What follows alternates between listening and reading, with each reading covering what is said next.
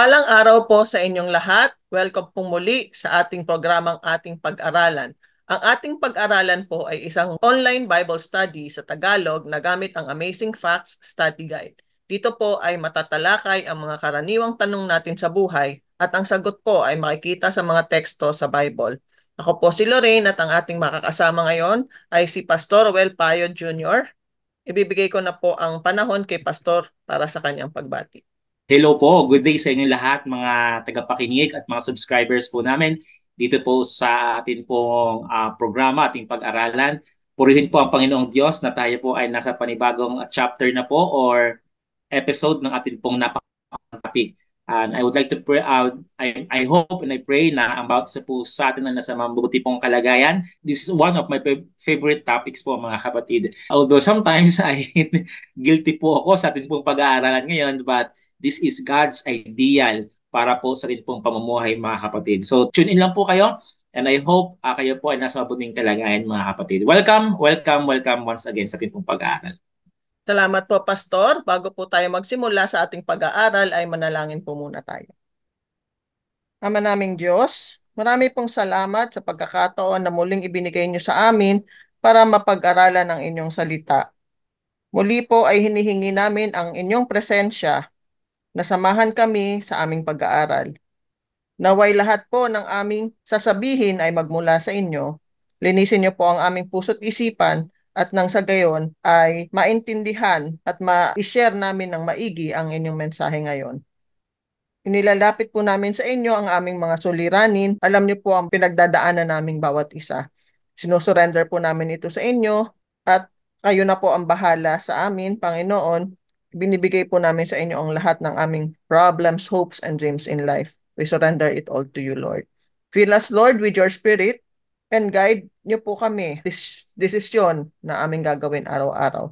Patawarin niyo po kami sa aming mga pagkukulang at pagkakamali. Ito pong aming hiling sa inyong pangalan. Amen. Napakaganda po ng ating bagong pag-aaralan lalo na't ito ay patungkol sa ating kalusugan. Ang mabuting pag-aalagang medikal ay hindi nabibili, ngunit hindi ba magiging maganda kung hindi na natin kailangan ng mga doktor? Paano natin ito magagawa? Ito ay isang magandang pag-aalaga sa ating katawan. Ang siyensya ay matagal na tayong binawalan sa mga hindi magagandang epekto ng kolesterol, tabako, stress, labis na katabaan at alkohol. Kaya't dapat ba natin itong sundin? Tunay na nagmamalasakit ang Diyos kung paano natin inaalagaan ang ating katawan. Binigyan niya tayo ng libreng planong pangkalusugan na dapat gawin. Ang lahat ng mga ito ay makikita natin sa Biblia. Sa una pong tanong, ang mga magagandang prinsipyo ng kalusugan ay talaga bang bahagi ng tunay relihiyon sa Biblia, Pastor? Wow, napakaganda po lang ng mga kapatid. At talaga bang bahagi po ng prinsipyo ng Biblia ang atin pong pag-aaralan po ngayon mga kapatid. Before we go answer mga kapatid directly from the Word of God, what do you think by your own perception mga kapatid?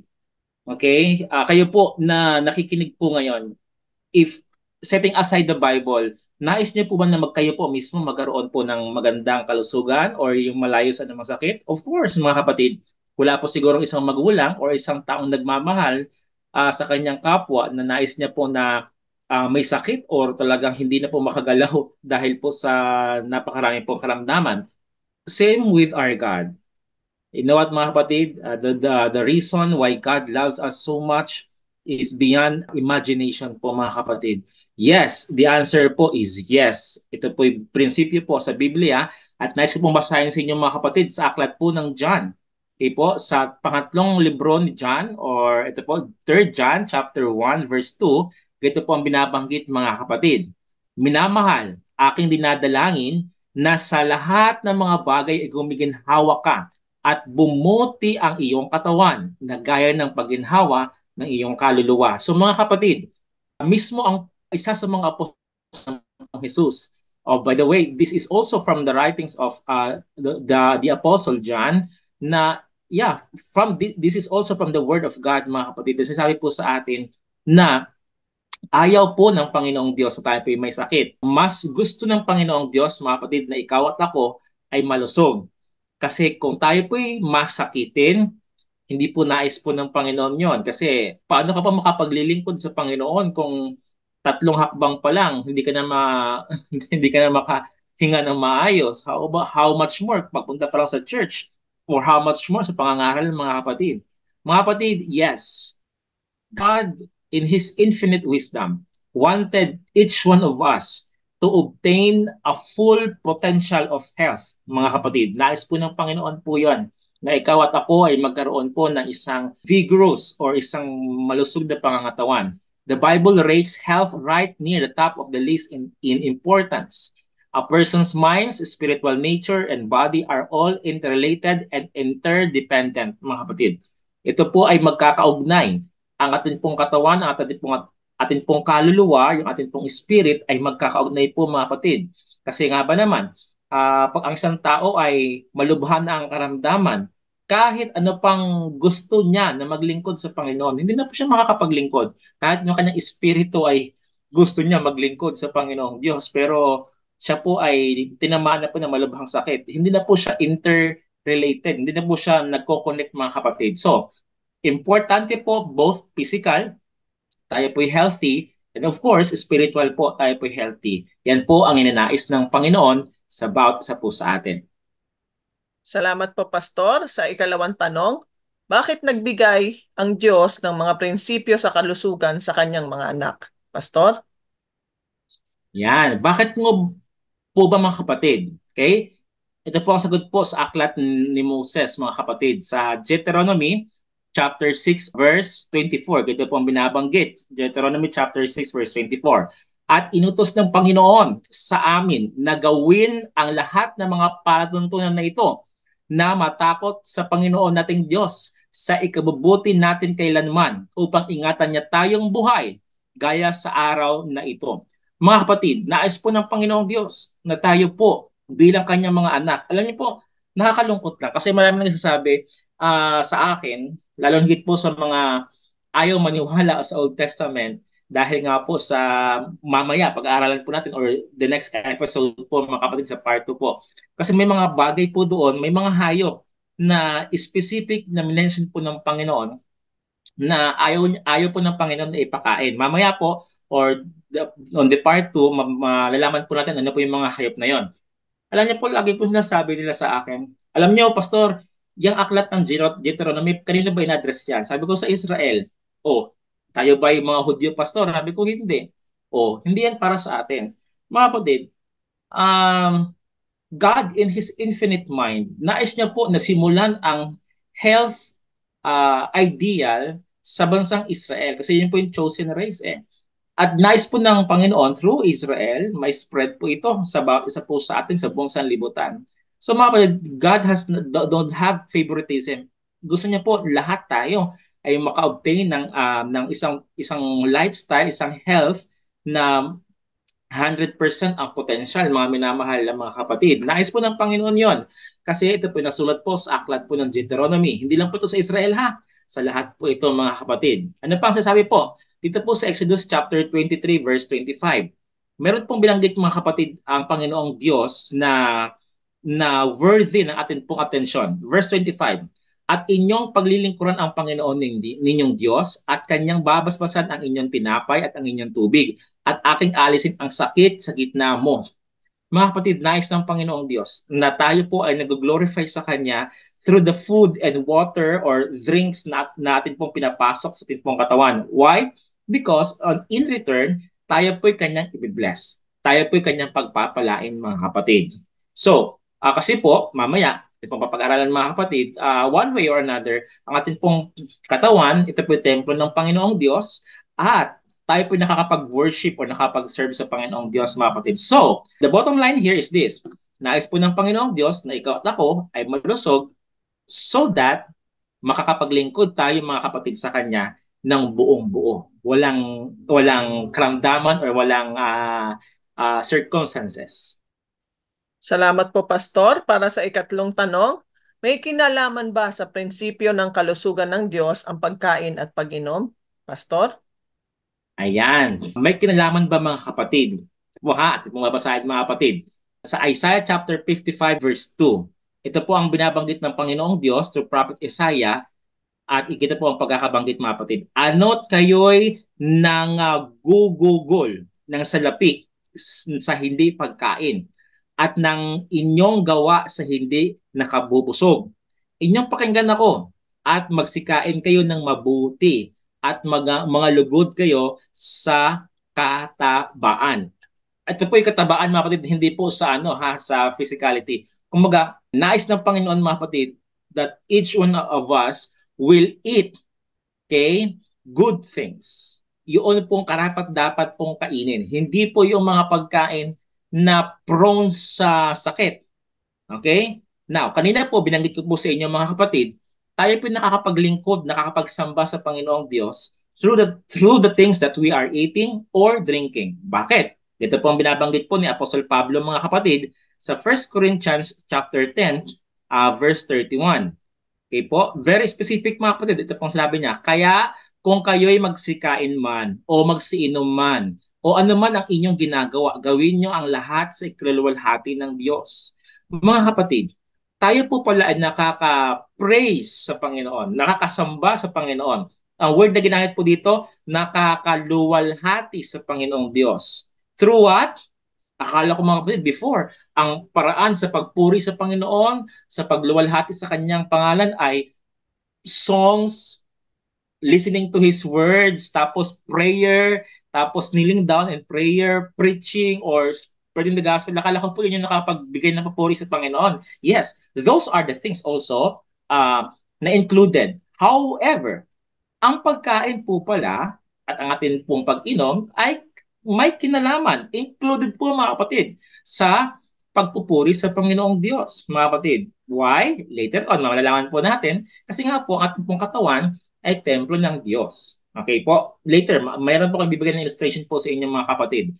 Pero ang bottom line here po mga kapatid, simply like this. Ang prinsipyo po ng Panginoong Diyos sa kalusugan ay very importante. At when we talk about health, malaki po ang factor ng pagkain at ng pag-inom. So, let us be wise on the things natin pong pinapasok sa atin pong katawan. Food man yan or drinks man yan, mga kapatid. Salamat po, Pastor. Sa ikaapat na tanong, ano ang ibinigay ng Diyos na makakain ng mga tao nang likhain niya ang mga ito sa isang perpektong kapaligiran? Pastor? Yan. Since mga kapatid, ating pong pinag-uusapan ngayon po ay health or diet mga kapatid, talaga pong papasok po talaga ang prinsipyo or ang isang tanong na nagsasabi, Pastor, ano bang sabi ng Bible sa original na diet? Kasi marami nang sabi, nilinis na daw yan. Although meron pong explanation ang Bible about doon sa mga nilinis na at marurumi. Now, mga kapatid, let's go back to what we call the original. Okay, halimbawa po mga kapatid, kayo po bibili ng isang gamit. Ayaw naman po siguro po na masayang po yung pera na inyo pong binili. Gusto niyo po quality yung inyo pong binili na produkto. Yung iba nga, sabi po na term ay quote-unquote, original ba yan? Okay? So, let's try to find out mga kapatid, ano po ba ang original diet? Since yun po pala ang pinaka-ideal po para po sa atin. The book of Genesis chapter, since ang Genesis po ang pinakaunang aklat po mga kapatid, meron pong payo po ang Panginoong Diyos para po sa bawat isa sa atin. Ano po ang kanyang original diet? Ito po ang mga kapatid, Genesis chapter 1 verse 29. At sinabi ng Diyos, narito ibinigay ko sa inyo ang bawat pananim na nagkakabinhi na nasa ibabaw ng balat ng lupa at ang bawat punong kahoy na may bunga ng may bunga ng punong kahoy na nagkakabinhi sa inyo'y magiging pagkain. Mga kapatid, nagpatuloy po dito po sa Genesis chapter 2 verse 16. Okay po, ito po ay continuation tayo po dito. At inutos ng Panginoong Diyos sa lalaki na sinabi, sa lahat ng punong kahoy sa halamanan ay makakakain ka na may kalayaan. Mga kapatid, ano po ang original diet po na binigay ng Panginoong Diyos? Simple lang. Lahat ng prutas, since ito po ay merong binhi or buto, para po ito sa atin.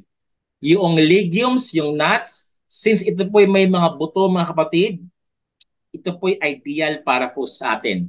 This is not just ideal, but this is the original diet. Yun pong fruit, grains, and nuts. Mga kapatid, ito po'y original diet natin. Para tayong mga ibon po, mga kapatid, ano po? Yes, ito pong mga pagkain ito ay rich in protein and vitamins, mga kapatid. Okay po?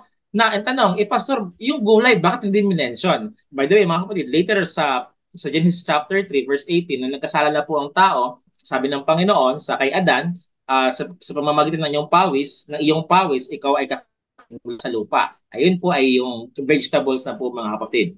But, in the book of Genesis, mga kapatid, okay? Lalong higit po sa chapter 1 and chapter 2, wala pa pong permission na kumain ang tao ng laman or ng meat na mula sa hayop. Mga kapatid, meat products are not God's ideal food for us. Let me repeat, yung mga karne, fishes, etc., etc., ito po'y hindi po original na diet ng Panginoon sa atin. But His original diet to us are what? Fruits, mga kapatid. Grains, nuts. Siyempre, sinama na po yung vegetables noon nagkasala na po ang tao. But even though na nagkasala na po ang tao at pumasok na po ang kasalanan, mga kapatid, still, meat eating is prohibited to humanity. Eh, saan po nagsimula ang pagkain po ng karne? Later on, atin pong malalaman, mga kapatid. Salamat po, Pastor. Sa ikalimang tanong, anong mga bagay ang partikular na binanggit ng Diyos bilang marumi at ipinagbabawal? Pastor? Okay po, ano po ba, mga kapatid? Since pinahintulutan po ng Panginoon ang pagkain po ng karne, because kailan po nagsimula, mga kapatid, ang pagkain ng karne? Noon pong after ng baha. Bakit? Of course, logically speaking, noon po nagkaroon ng worldwide flood, lahat po ng pananim, punong kahoy, halaman, etc., etc., namatay nang dahil po sa malawakang baha. So, mga kapatid, sa aklat ng Genesis chapter 7, chapter 6 and chapter 7 and chapter 8, minention po ng Panginoon doon na meron pong clean animals. In fact, kung ang hindi malinis na hayop ay by two or by pairs, yun naman pong malinis na hayop, mga kapatid, sila po'y by seven. Siyempre, kung papatayin ng isa, pwede pa mag-promulgate or pwede pang mag-reproduce ang lahing iyon, katulad po ng baka, ng kalabaw. Okay? Yun po, na-mention po sa Biblia, mga kapatid. However, yung hindi po karapat-dapat sapagkat sila po'y marumi, yun po'y by pairs lamang po, mga kapatid. Now, the book of Leviticus, chapter 11, is so specific on this, mga kapatid. Okay? Let's read, mga kapatid. Leviticus chapter 11. Okay? Meron pong let's start reading in, I think the verse 1, mga kapatid. Medyo mahaba po ito. Akin lang pong summarize po, mga kapatid. Okay? Dito po sa Deuteronomy chapter 14 din po. By the way, ang Leviticus chapter 11 and Deuteronomy chapter 46 ay ito po tinatawag po sa theology na interrelated. Ibig sabihin po, ang content ng isang chapter ay magkakaparehas. Okay? Yes. Same author po ang Leviticus at ang Deuteronomy. Si Moses lang po yun, mga kapatid. So, inulit po ulit sa aklat ng Deuteronomy. Unang sinulat po sa Leviticus at inulit po, mga kapatid, ng Moses doon po sa aklat ng Deuteronomy. Ganito pong pagkakabanggit, mga kapatid. So, atin pong basahin nila po, mga kapatid, sa aklat ng Deuteronomy chapter 14. Okay? Let's start reading in verse 6. Sabi po dito, ang bawat hayop na may hati ang paa at baak at ngumunguya sa mga hayop ay inyong makakain. All animals daw po, mga kapatid, na ngumunguya. Kasi ngumunguya, kahit wala po silang kinakain, meron po silang nginunguya. Okay? At ano daw po, biak ang malalim po ng Tagalog, ang term niya po ay baak. Okay, so mga kapatid, ano po ang naisip nyo hayop po when I say biak ang koko tapos ngumuya? Of course, yun po ay, example, baka, kambing. Bakit po? Kasi nga po ang mga hayop po na ito, pag sila po ay kumakain, ninunguya po talaga nila.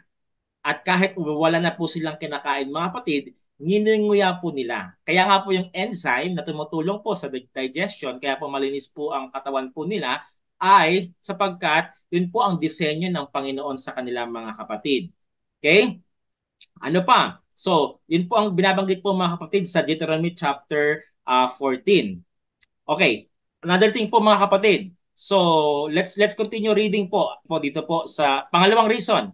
Okay? Sa atin pong binasa, pangalawang reason po mga kapatid, all fish and water creatures that do not have both fins and scales. Sa verse 9 mga kapatid, ito pang binabanggit. Yung kanina, yun po yung mga hayop sa lupa. Ito naman po ay sa mga dagat o sa tubig. At ang mga ito'y inyong makakain sa lahat na nasa tubig. Anumang may mga kaliskis at palikpik ay inyong makakain. Mga kapatid, ano po bang isda or hayop sa dagat ang meron pong kaliskis tsaka yung palikpik? Okay, example na lang po, bangus. Okay? Kasi po ang dagat po ay talagang madumi. Prone sa dumi po talaga yung mga hayop po sa dagat. However, yun pong mga alimango, okay? Yun pong hipon. May nagsabi sa akin, Pastor, may kaliskis yung hipon na. Wala pong kaliskis po yung hipon mga kapatid. Kasi pag tinanggal nyo po yung shell niya, laman na po agad. Okay? In compare po sa bangus, pag tanggalin niyo po yung kaliskis ng bangus, may balat pa po siya mga kapatid. Okay? Okay, kaya na naman po sa mga hayop sa lupa, nakalimutan ko pang i-mention. Kung yung baka ay malinis, ano naman po ang example na hindi malinis? Mga kapatid, number one, baboy. Sorry to say this, alam ko marami po sa inyo siguro ang love na love ang pagkain po ng baboy. But the Bible mentioned mga kapatid sa Leviticus 11 verse 7 na ang baboy, bagaman siya po'y biak ang kanyang paa, pero since siya po'y hindi ngumunguya mga kapatid, ano po bang nature ng baboy? Pag meron pong swampy area or maduming area, mas gusto niya pong mag-dive doon mga kapatid. Hindi po siya ngumunguya kung kumakain. Ang tawag po namin sa Bisaya po doon ay humahab-hab. Ibig sabihin, parang napakapangit pakinggan mga kapatid. Talagang baboy talaga siya kung kumain mga kapatid. So siya po'y marumi po para po sa atin. Ano naman po ang binabanggit sa mga hayop na lumilipad katulad po ng ibon mga kapatid. Ano po? Sa Leviticus 11 verse 13 to 19, simple lang po, yung mga ibon na mandaragit, yun pong kumakain ng laman, katulad ng uwak, katulad ng mga agila, sila po'y hindi po para sa atin. Okay? Ano namang mga ibon na pwede sa atin mga kapatid? Yun pong tinatawag na manok or ibang term ay yung iba pa po ay kalapati kasi po sila po hindi po mandaragit. Okay? Sila po kumakain ng buto or ng mga grains.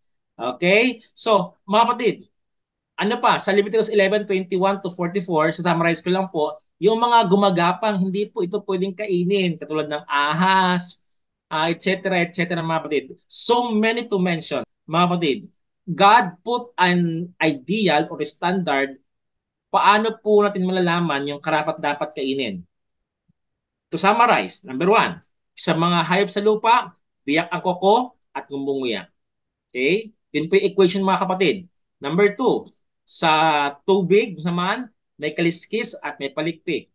Number three, sa mga ibon naman, hindi mandaragit. Ngunit yung mga ibon na kumakain lang po ng grains. Okay mga kapatid? So far, yun po ang mga hayop po na na-mention or meron pong criteria na pwede po natin kainin. And again, right after the flood, pinahintulutan na po ng Panginoon na kumain po ng ganon.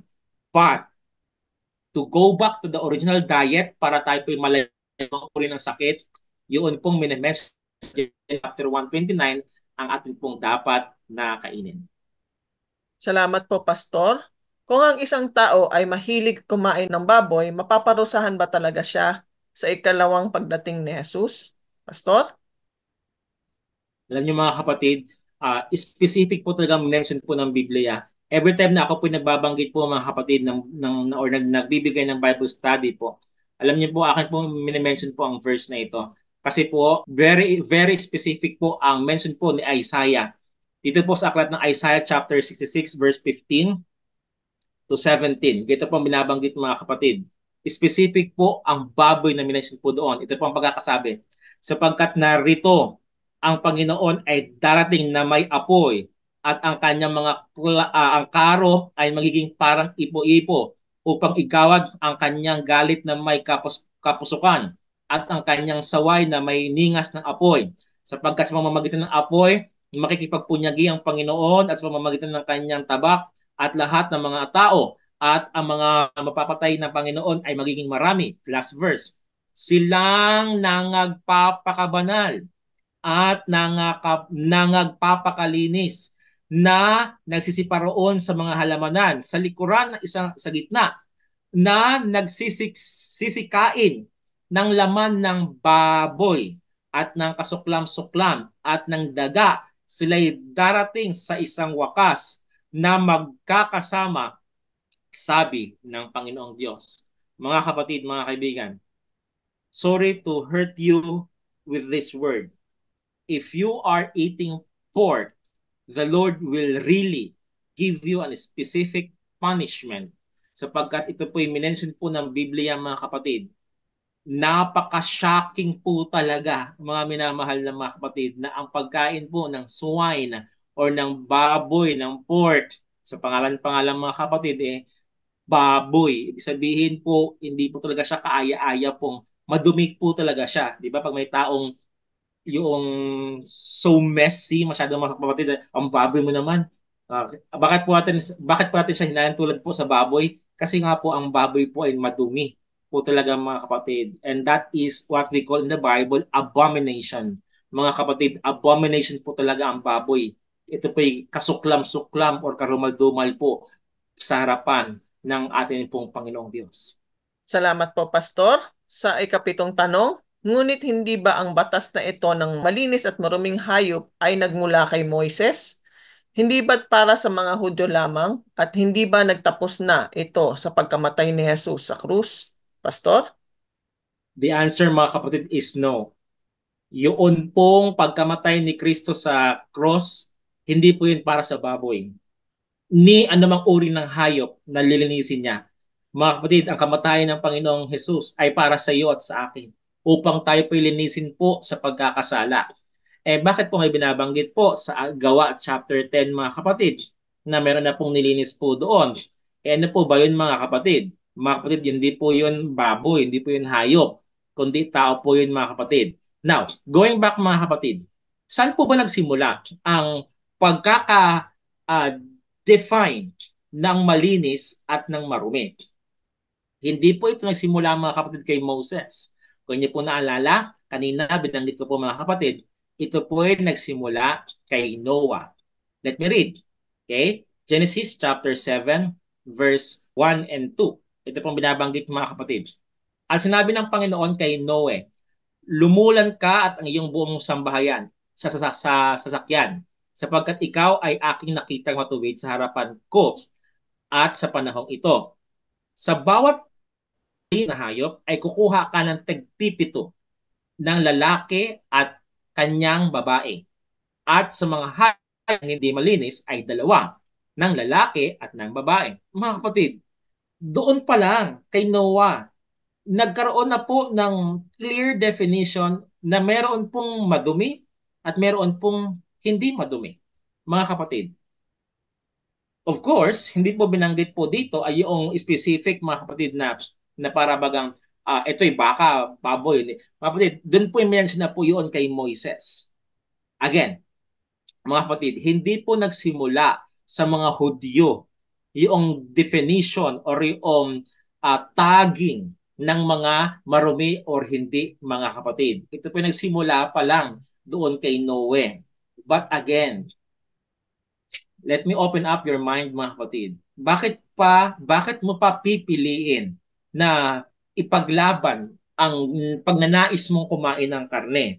Well, in fact, God's ideal for us to eat is no other than fruits, nuts, legumes, mga kapatid. Dagdagan mo na lang ng vegetables. Mga minamahal ng mga kapatid, hindi po talaga idea ng Panginoon. So don't justify eating meat, mga minamahal ng mga kapatid, because God's ideal for us to eat is no other than fruits and nuts, mga minamahal ng mga kapatid. So again, hindi po nagpapalinis ng mga hayop ang kamatayan ni Kristo sa cross. Tayo po ang kanyang nilinis.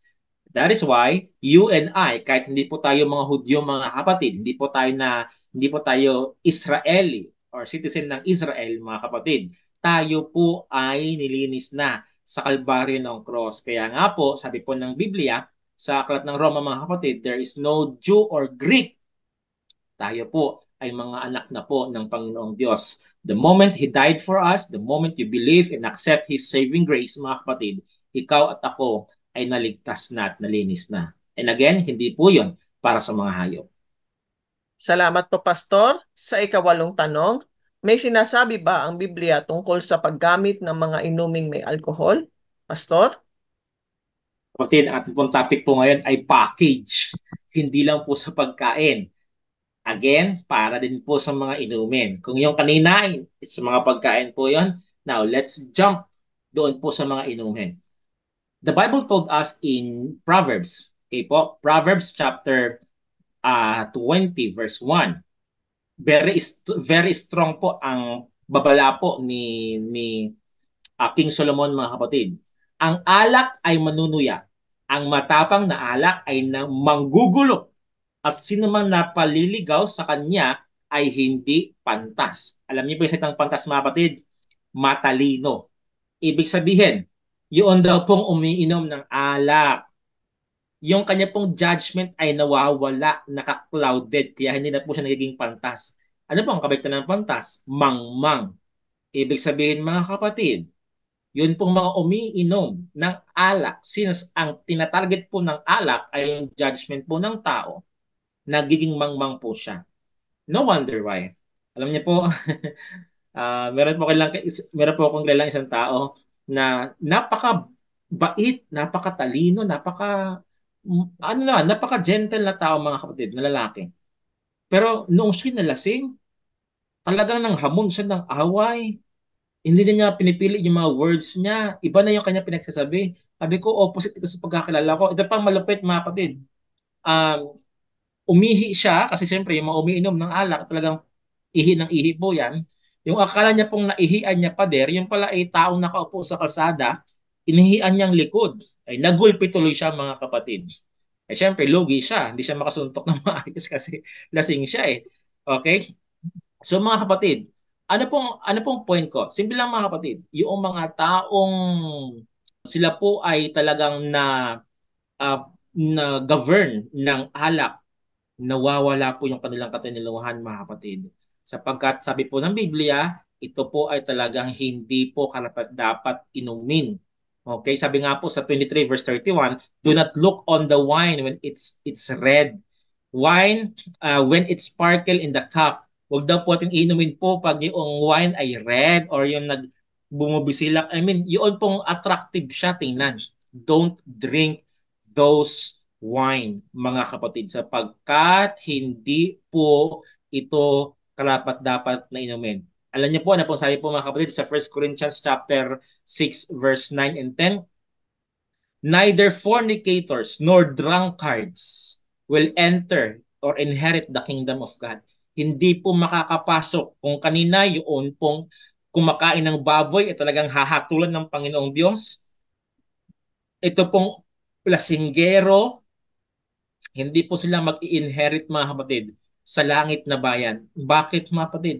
Kasi yung judgment nila, sirang-sira na sa alak mga kapatid. So, the Bible strongly warns us not to drink this kind of drinks mga kapatid. Sa ay chemical, alcohol mga kapatid, at sumisira sa atin pong mga judgment. Salamat po, Pastor, sa mga bagong kaalaman na inyong ibinahagi. Ibinabalik ko pong muli kay Pastor Payod ang panahon para sa closing remarks at panalangin. Mga kapatid, mga kaibigan, nais po ng Panginoong Diyos na ikaw at ako ay mamuhay na malusog, hindi lang po sa aspetong espiritual, maging sa physical, mga minamahal na mga kapatid. Ayon ng Panginoon na habang ikaw ay naglilingkod sa Kanya, ang espiritu mo ay willing, pero ikaw naman ay inuubo. Ikaw naman po ay may arthritis. Ikaw naman po ay meron pong napakarami pong mga sakit. Mga kapatid, ayaw po ng Panginoong Diyos na ikaw po ay masakitin. Bagkos nais niya, ikaw po ay magkaroon ng isang pamumuhay na malusog. So aking pong dalangin, tayo po mga kapatid ay mag-obtain ng isang health 100% potential. Tayo po yung manalangin mga kapatid. Dakila at mahabagi namin Diyos, marami pong salamat ang mga banal sa isang pagkakataon na pinagkaloob po sa amin upang kami po ay makapag-aral ng inyong salita. Lord, maraming salamat sa health tips na inyo pong muling ipinaalala sa amin mula po sa inyong salita. Na nais nyo bawat isa sa amin ay mamumuhay na may malusog na pangangatawan at lalong higit po malusog na relasyon po sa inyo. Help us, Lord, to accept these facts, to accept this truth, sapagkat ito po ang tutulong sa amin na lumago sa aspeto na nais nyo po sa bawat isa sa amin. Patawarin kami amang banal sa pagkukulang pagkakasala sa pangalan ni Jesus. Amen. Salamat po, Pastor. Salamat po sa muli niyong pagsama sa aming programa. Salamat din po sa mga nakapag-subscribe na sa aming YouTube channel. At kung hindi pa po kayo nakakapag-subscribe, paki-subscribe and share niyo po ang ating mga videos. Malaking tulong po ito sa ministry na ating ginagawa. Ang mga kaibigan at kakilala niyo po ay hindi namin maaabot, pero dahil na-share niyo po ang ating videos, kayo po ay magiging link namin para maparating sa kanila ang gospel ni Christ. Malapit na po ang muling pagbalik ni Jesus. Napakalaki po ng mundo. Pero kung tayo po ay magtutulong-tulong, ay maaabot din ni Jesus ang mga taong gusto niyang madagdag sa kanyang listahan ng makakarating sa langit na bayan. Kung meron po kayong mga tanong o gusto nyo rin pong mag-share ng experiences nyo, maaari po kayong mag-comment sa comment section. Ganun din po, kung kayo ay may prayer request, paki-comment nyo po para maisama po namin sa aming mga panalangin. Hanggang sa susunod na bahagi po ng ating pag-aaral, ito pong muli si Lorraine, reminding you that God loves you. Bye-bye!